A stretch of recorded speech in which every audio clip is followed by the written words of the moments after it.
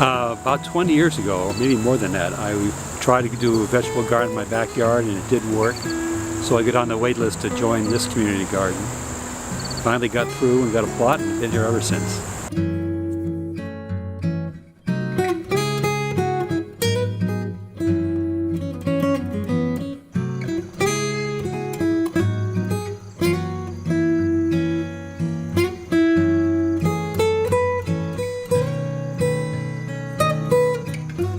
Well, they haven't been here for a while. The story I had was that they were trialing different flowers. A lot of tulips, I think, and different kinds of flowers.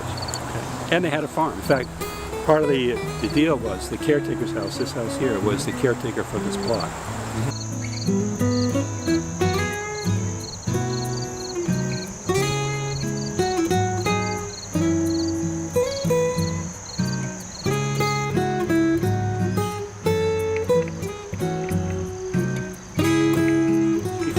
The standard size is around 20 by 40, and one of the things we did over the years is have the Boy Scouts and individual gardeners clean out all the invasives. So my 20 by 40 plot was surrounded by honeysuckle and bittersweet, and I cleared that off and expanded it. Back in 2008, the economy collapsed.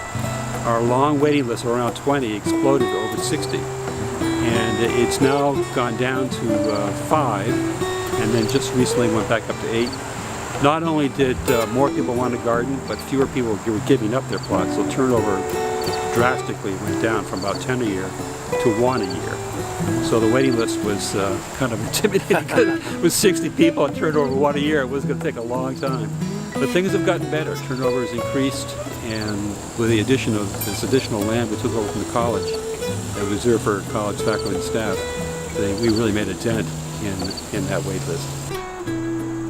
There's no such thing as a typical gardener. Everybody does their own thing. It's not a competitive sport. There are some people who grow only flowers. The flowers can be for artistic bouquets or just to have around the house or just to grow.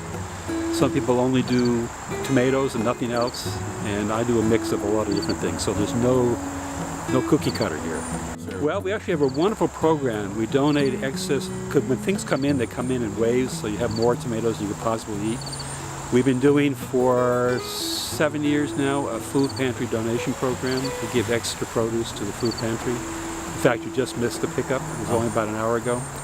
And every Tuesday, we take what people can spare over to the food pantry. Well, you have to have a fence here, because if you don't, the woodchucks, rabbits, deer will come in and take everything you grow.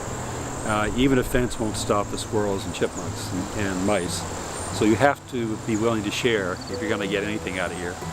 I think that one of the best treats is early tomatoes, peas, and corn. One of the tricks is finding things that your family will eat. And they love the spring peas.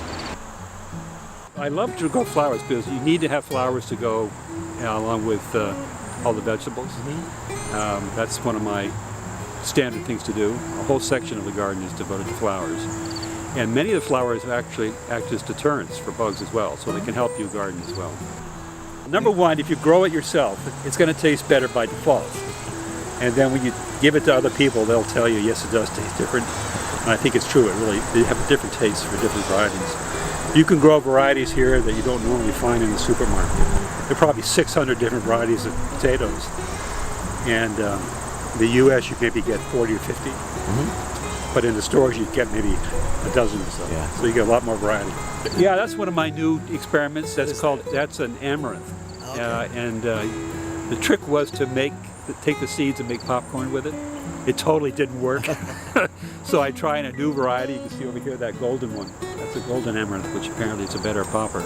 Well, one of the things I try to do is also save seeds. So a lot of the stuff I'm growing here, when it's past its maturity, I'll let it set seed, harvest seeds, and that lets you have something to do in the fall when the first frost comes. Is process all your seeds. It's good fun to do.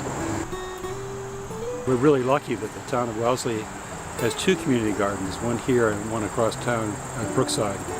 And I think between the 2 gardens we haven't done the math, but 4 or 5 acres worth of land the town owns for community gardens.